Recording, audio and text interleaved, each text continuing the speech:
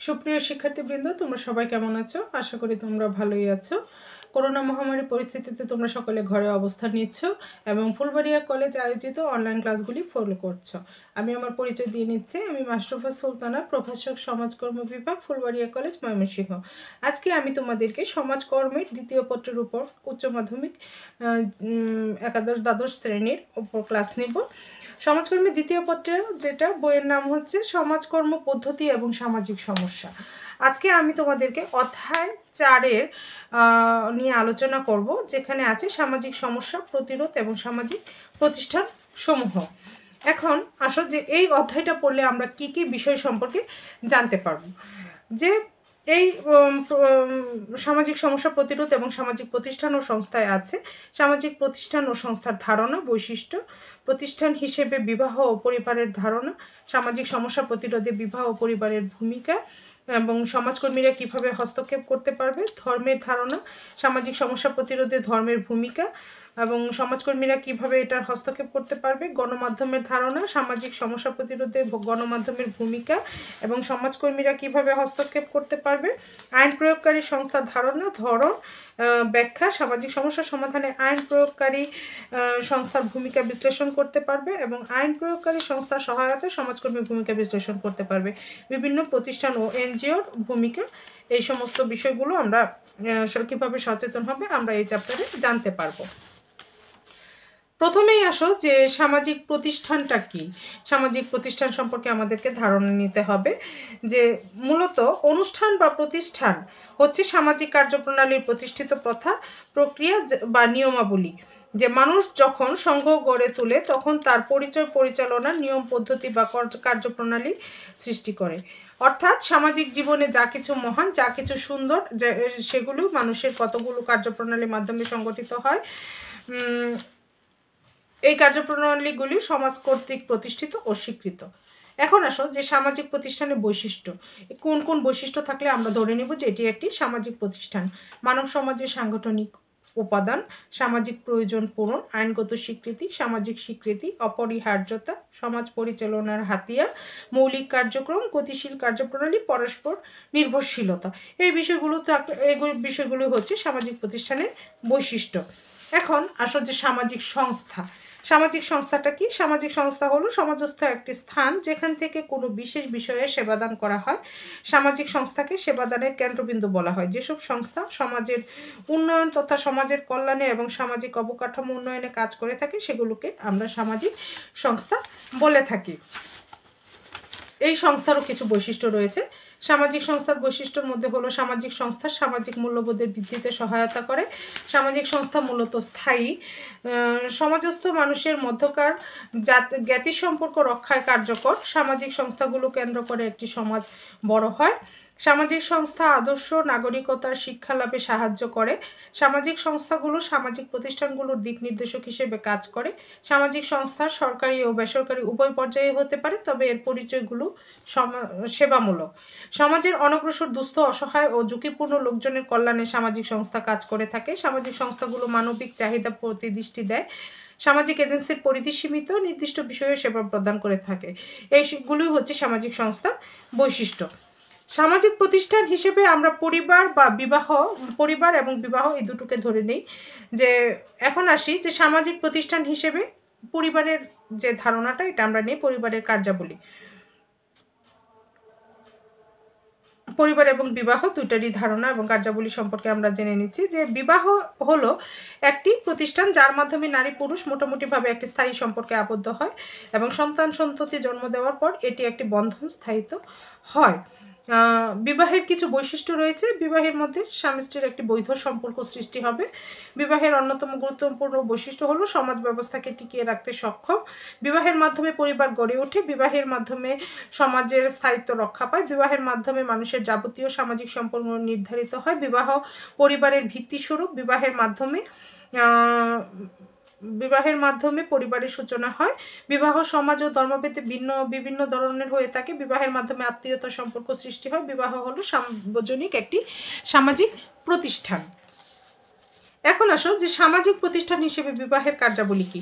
বিবাহের কারণ বিবাহ হওয়ার পরে পরিবার গঠন হয়, সামাজিক সম্পর্ক সৃষ্টি হয়, সামাজিক নিয়ম শৃঙ্খলা রক্ষা হয়, গঠনমূলক পরিবেশ সৃষ্টি হয়, সামাজিক অনাচার প্রতিরোধ, উত্তরাধিকার, নৈতিক অবক্ষয়, সামাজিক অনাচার প্রতিরোধ, কর্তব্য বন্টন, শিশু স্বাভাবিক বিকাশ, স্থায়িত্ব রক্ষা,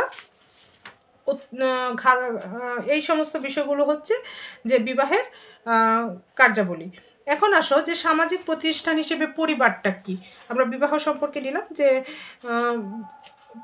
পরিবার হচ্ছে একটি সামাজিক দল যা সাধারণত রক্তের সাথে সম্পর্কিত বিবাহ বন্ধনে আবদ্ধ সদস্যদেরকে নিয়ে গঠিত। এখন সামাজিক প্রতিষ্ঠান হিসেবে পরিবারের কার্যাবলী, যে পরিবারের কার্যাবলী কি, যে সামাজিকীকরণ, অর্থনৈতিক কাজ, শিক্ষামূলক কাজ, বিনোদনমূলক কাজ, নিরাপত্তামূলক কাজ, ধর্মীয় কার্যাবলী, এই সমস্ত হচ্ছে যে পরিবারের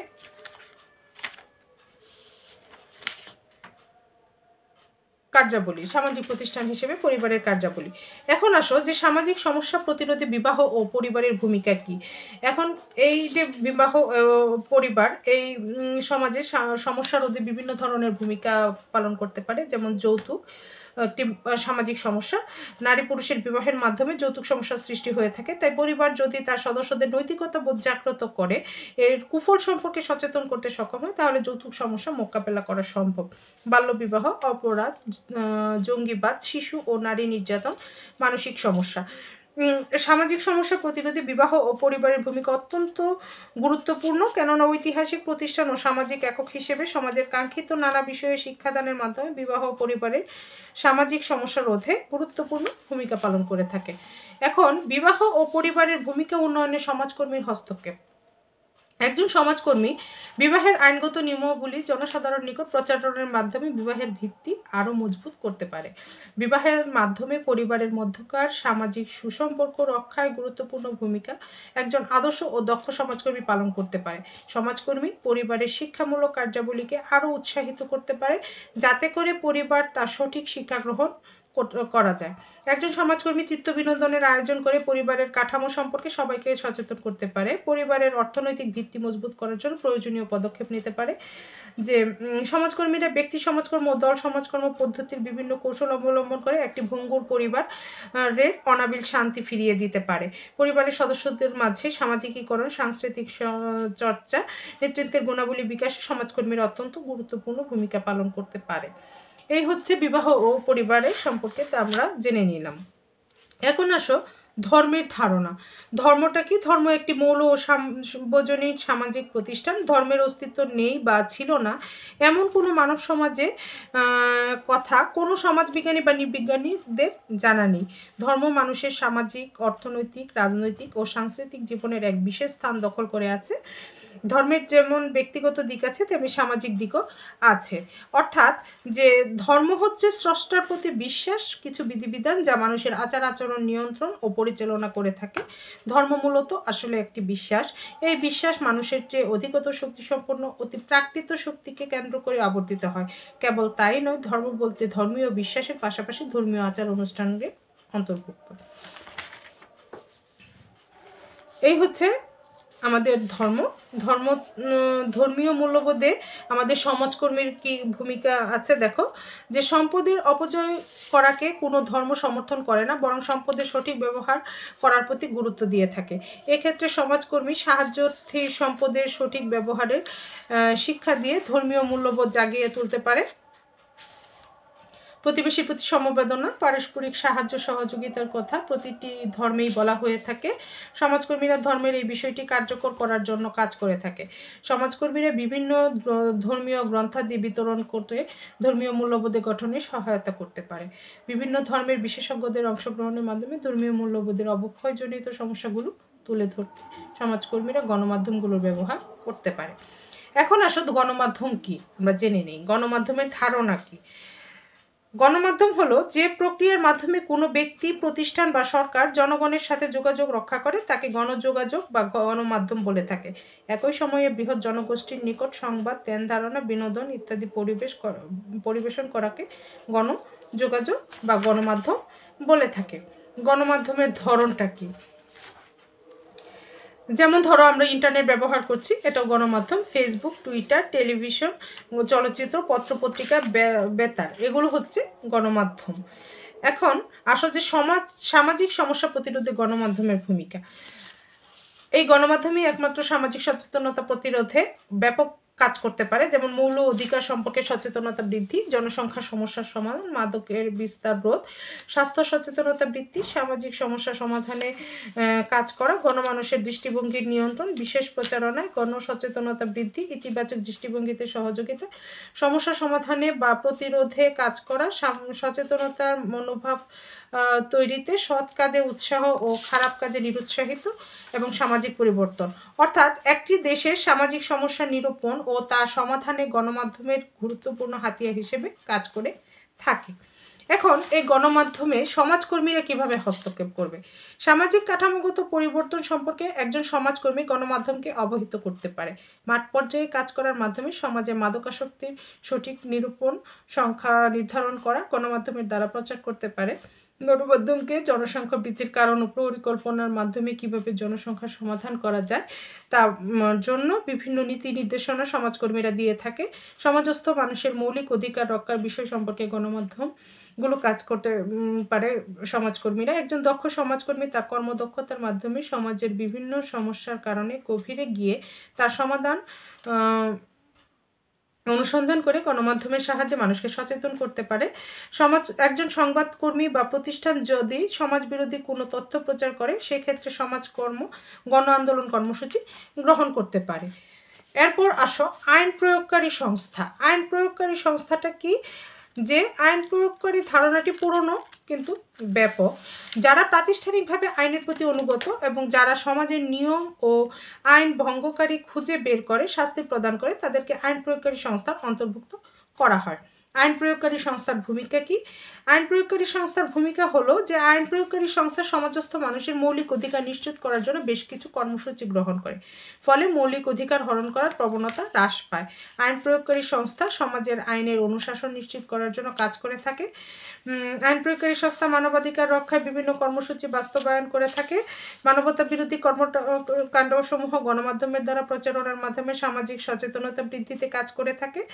এছাড়া সাম্প্রতিককালে ইফটিজিং, যৌন হয়রানি নামে একটি সমস্যা যে সমাজে মাথাচাড়া দিয়ে উঠেছে, সেগুলো আইনশৃঙ্খলা বাহিনী তৎপরতা ও তাৎক্ষণিক শাস্তি প্রদানের ফলে বিষয়টির তীব্রতা অনেকাংশেই হ্রাস পাওয়া সম্ভব।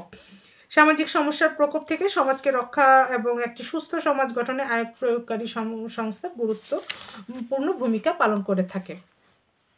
এখন আসো যে আইন প্রয়োগকারী সংস্থার সহায়তায় সমাজকর্মীরা কি কি ভূমিকা পালন করবে। একজন সমাজকর্মী নারী ও শিশু নির্যাতন, নারী প্রতি সহিংসতা, মাদকাসক্তি প্রভৃতি সমাজ বিরোধী কার্যকলাপ সংক্রান্ত অভিযোগ তদন্ত করে প্রয়োজনীয় ব্যবস্থা গ্রহণের সুপারিশ আইন প্রয়োগকারী সংস্থার নিকট উপস্থাপন করতে পারে। সমাজকর্মীরা প্যারোল বোর্ডের সদস্য হিসেবে প্যারোলের অনুমোদনের পক্ষে বিপক্ষে প্রয়োজনীয় তথ্যাদি সরবরাহ করা, কারা কর্তৃপক্ষের সহায়তা প্রদান করতে পারে। সমাজকর্ম অনুশীলনের গুরুত্বপূর্ণ শাখা হলো পুলিশ সমাজকর্ম, কিশোর অপরাধের সংশোধনাগার, কারাগারের পরিচালিত বৃত্তিমূলক কার্যক্রম, মুক্ত কয়েদি পুনর্বাসন প্রভৃতি কার্যক্রমে তত্ত্বাবধানে দায়িত্ব সমাজকর্মীরা পালন করে থাকে। প্রবেশন অফিসার হিসেবে সমাজকর্মীরা অপরাধীর আর্থসামাজিক অবস্থা সম্পর্কে প্রয়োজনীয় তথ্য সরবরাহ করে থাকে। শাস্তি ভোগের পর অপরাধীরা যাতে পুনরায় অপরাধে জড়িয়ে না পড়ে, সেজন্য মুক্ত কয়েদি পুনর্বাসন কার্যক্রমে তাদের আর্থসামাজিক পুনর্বাসনে পদক্ষেপ গ্রহণে সমাজকর্মীরা আইন প্রয়োগকারী সংস্থাকে সাহায্য করতে পারে। একজন সমাজকর্মীরা শিশুর স্বাস্থ্য, সমাজে শিশুর অধিকার হরণ বিষয়ক তথ্য আইন প্রয়োগকারী সংস্থার নিকট সরবরাহ করে থাকেন, যাতে আইন প্রয়োগকারী সংস্থা শিশু অধিকার রক্ষার্থে আইনের যথাযথ প্রয়োগ করতে পারে। একজন সমাজকর্মী আইন প্রয়োগকারী সংস্থাকে সমাজের বিভিন্ন কল্যাণমুখী দিক নির্দেশনা দিয়ে থাকে।